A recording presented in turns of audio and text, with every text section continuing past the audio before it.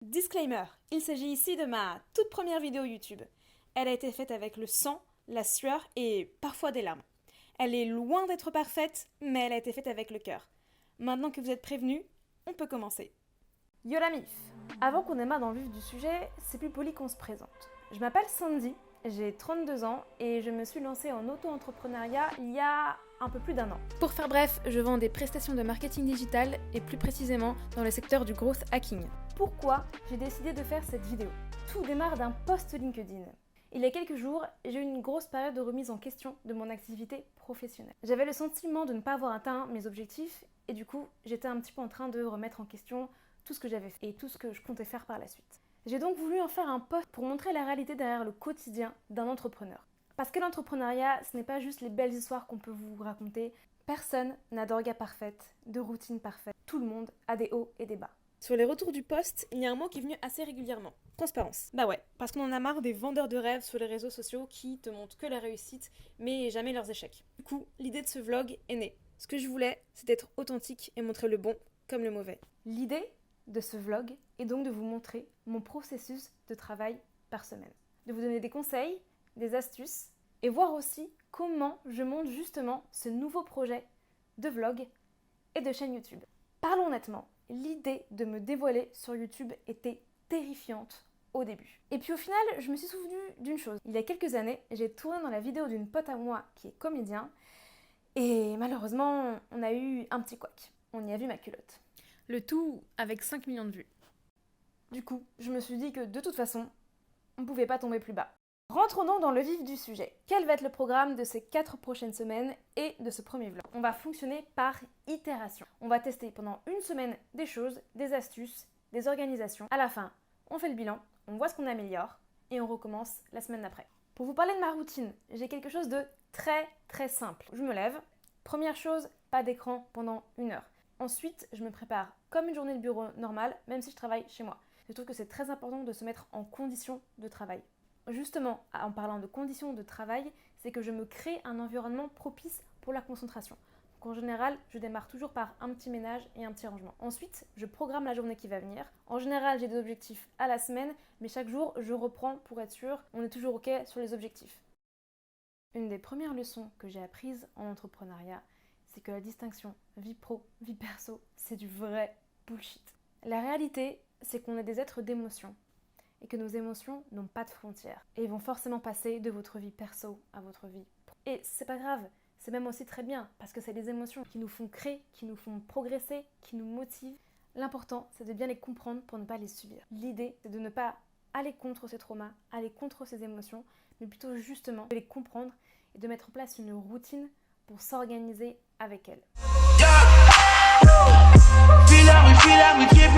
Lundi, première journée. S'il y a bien quelque chose que m'a appris mon post LinkedIn, c'est que c'est important de demander de l'aide. C'est quelque chose qu'historiquement j'ai beaucoup de mal à faire.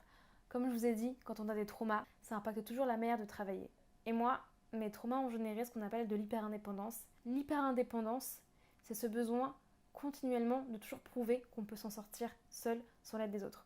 Sauf que quand j'ai partagé mon post LinkedIn et que je me suis enfin montrée vulnérable, ça a été payant. J'ai reçu beaucoup de super commentaires et messages et ça m'a beaucoup aidé. Du coup, je le prends comme une leçon de l'univers qui me dit de demander de l'aide et de me montrer vulnérable un petit peu plus souvent. Je vais donc garder cette leçon et l'appliquer à ce nouveau projet-là.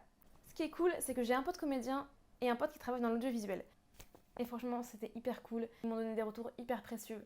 Bon, ils m'ont aussi un peu vanné. On dirait que t'as un kit main libre d'un Nokia 3310 en 99. Autre chose importante pour démarrer ce projet.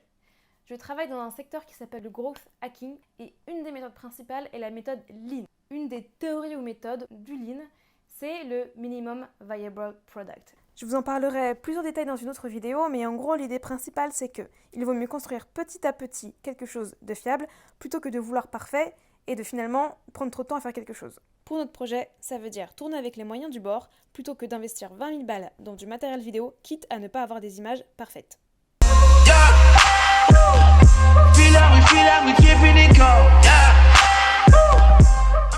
Ce matin, c'est reparti pour un tri des 400 mails qui me restent.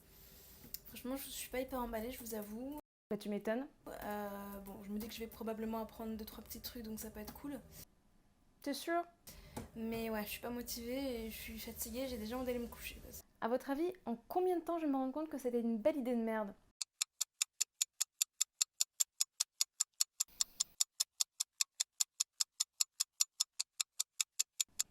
J'ai vite arrêté mon tri de mail parce que je me suis rendu compte que c'était quand même une belle connerie. Ah, quand même. Pourquoi c'était une idée de merde? Ça partait d'un bon sentiment de vouloir trier sa boîte mail, et pour la charge mentale, et pour l'écologie. Le problème là-dedans, c'est que je suis tombée dans ce qu'on appelle le FOMO. En anglais, Fear of Missing Out. En français, tout simplement, la peur de passer à côté de quelque chose. J'avais 400 mails, c'était 400 newsletters. Mon idée, c'était de les lire une à une en me disant que j'allais forcément, dans une de ces newsletters, trouver la pépite, l'information, l'astuce, le conseil sur lequel il ne fallait surtout pas passer à côté. Mais en réalité, quelle est la probabilité pour que ça arrive? Versus la probabilité qu'à chaque fois, les newsletters soient redondantes. En effet, c'était le cas. La plupart des newsletters disent la même chose sur les mêmes sujets, certaines renvoient vers des podcasts, bref, aucun intérêt. Le problème des newsletters, c'est que c'est l'information qui vient à nous, c'est des stimuli tous les jours qu'on ne maîtrise pas. C'est un flux continu d'informations qui viennent nous interrompre tout au long de la journée. Donc, j'ai mis en place quelque chose de très simple. Déjà, j'ai supprimé toutes les 400, je ne les ai pas lues. Tant pis. Ensuite, j'ai gardé au maximum 7 newsletters qui étaient à la fois sur mon cœur de métier et qui étaient selon moi les plus qualis en termes de contenu. Le reste, je me suis désabonnée. Pour les 7 newsletters restantes, j'ai créé des filtres pour que ça n'aille pas dans ma boîte de réception et que chaque newsletter aille dans un libellé dédié. Comme ça, plutôt que de m'interrompre tous les jours pour lire, je me garderai un créneau une fois par semaine et je viendrai regarder dans les libellés tout simplement. Il s'est aussi passé autre chose après 2 jours de tournage de vlog. Je me suis rendu compte que faire un vlog exhaustif et que filmer chaque moment de la journée n'allait pas du tout être pertinent. La vidéo aurait été un chaos, les idées principales n'auraient pas été transmises. J'ai décidé du coup de complètement changer la manière. Et c'est ça aussi qui est important quand on fait un projet. C'est qu'il faut se garder l'opportunité de pivoter, de switcher pour faire quelque chose de plus pertinent.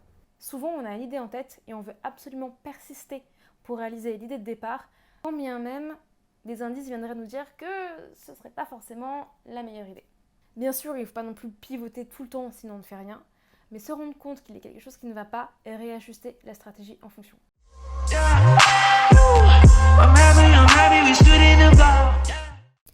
Mercredi matin, j'ai avancé sur des projets clients. Je devais notamment finir un site internet sur l'outil no-code Webflow. Ensuite, j'ai envoyé pas mal de mails à des anciens clients histoire de les réactiver et voir s'ils avaient besoin d'autres prestations pour la rentrée. Et ça n'a aucun intérêt, c'est juste un cadeau pour les amoureux des chats. Enjoy! J'avais bien démarré la journée, donc j'avais été assez productive ce matin. J'ai fait pas mal de trucs, etc. Puis arrivé le moment de la pause déjeuner, que je prends en général entre 1h et 2h. Et au final, de 2h à 15h, j'ai eu une paralysie complète. Quand je dis paralysie, c'est... je sais pas si vous avez déjà vécu ça, mais vraiment paralysie anxieuse. C'est-à-dire que vous êtes là, en train de scroller sur le téléphone, en général souvent pendant ces moments-là, et en fait vous savez que vous devez bouger, et vous êtes toujours en train de vous dire là je devrais arrêter, je devrais redémarrer ma journée, etc. Mais il y a un truc qui fait que c'est impossible, enfin votre anxiété elle est tellement là que ouais, vous restez juste à rien faire, à être paralysé en fait, juste à scroller sur le téléphone. Donc gros échec, j'ai réussi à s'en sortir, je sais pas trop comment, j'ai eu à un moment donné un boost d'énergie que j'ai pris direct et je me suis levée du canapé. Mais du coup ça fait un peu chier et du coup ça met un peu de mauvaise humeur pour démarrer l'après-midi alors qu'en fait bon voilà, j'ai perdu 1 heure, c'est fait, je peux pas revenir en arrière. Donc il faudrait que je laisse pas cette perte d'1 heure influencer sur le reste de la journée, mais du coup c'est un peu compliqué. Donc on va essayer d'être productive. Après du coup j'avoue je suis un peu de mauvaise humeur et je suis pas complètement dedans, donc je pense qu'on va faire un truc plutôt créatif. On va pas forcément faire, je devais faire de l'administratif, mais je pense qu'en fait c'est une très mauvaise idée, j'ai pas du tout le cerveau pour. Soit on va écrire des posts LinkedIn, soit peut-être qu'on peut aussi, ça fait longtemps que je dois me faire un site, peut-être qu'on peut se faire une petite maquette de site. Voilà. Donc ce qui est important c'est de pas laisser un mauvais événement dans la journée perturber tout le reste. Ok, première leçon. Et adapter aussi ce qu'on doit faire à ce qu'on se ressent et pas forcer les choses à un moment donné. Donc voilà.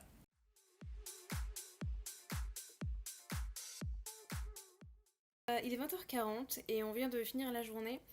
un petit peu plus tard que prévu du coup, mais c'était, voilà, on avait perdu un petit peu de temps au début d'après-midi avec voilà, la petite anxiété qui nous a un peu paralysés.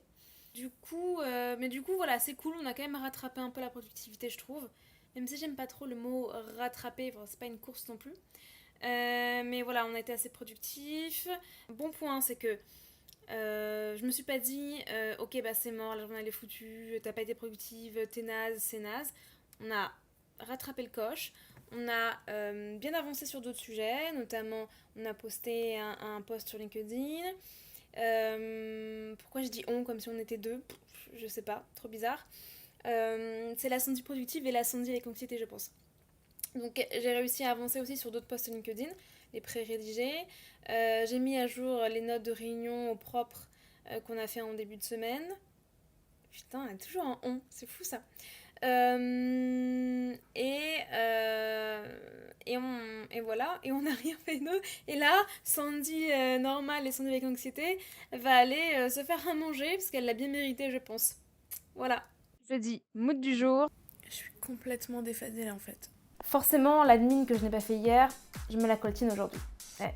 J'ai su que ça me faisait vraiment chier et que j'étais vraiment en galère quand je me suis vue parler toute seule à la vidéo. Je dois dire ce que j'ai. Quel chiffre je dois mettre si je prends rien. Ça me saoule. Je dois mettre ça. J'imagine que c'est à l'arrondi, non? Mais. Quoi? Attends, c'est pas hors taxe. Oh là là. Oh là là. Oh là là. Oh là là.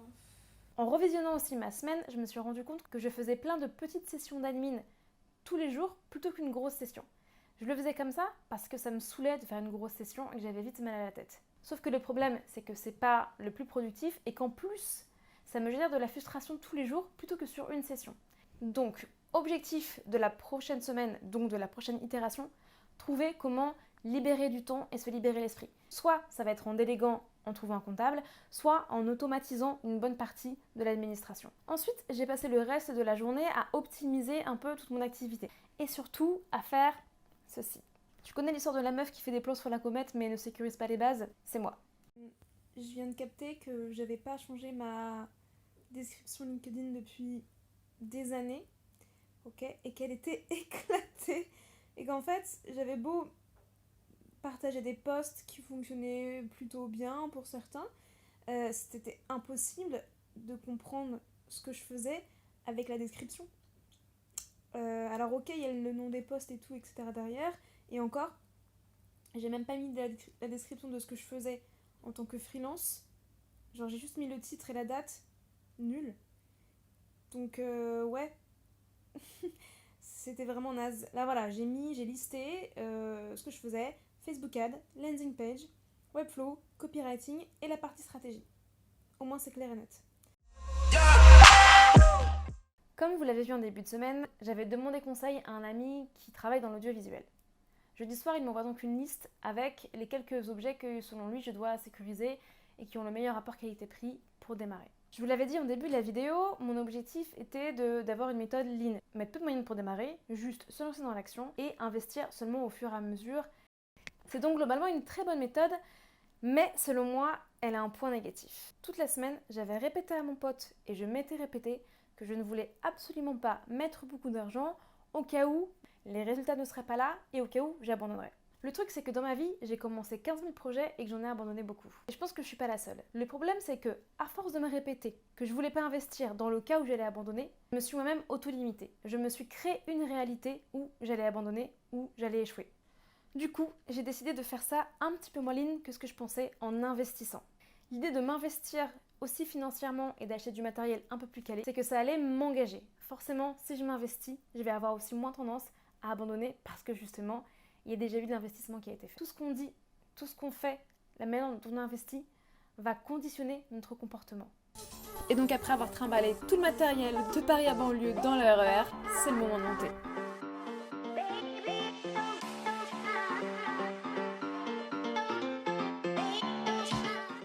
Et voilà, c'est déjà la fin. J'espère que vous avez kiffé le regarder autant que j'ai kiffé à le faire et autant que j'ai galéré à le faire aussi. Cette vidéo n'était certainement pas parfaite, il y a eu des galères de fichiers, de son, mais je vous fais une promesse, faire mieux la semaine prochaine. Je vous dis à bientôt.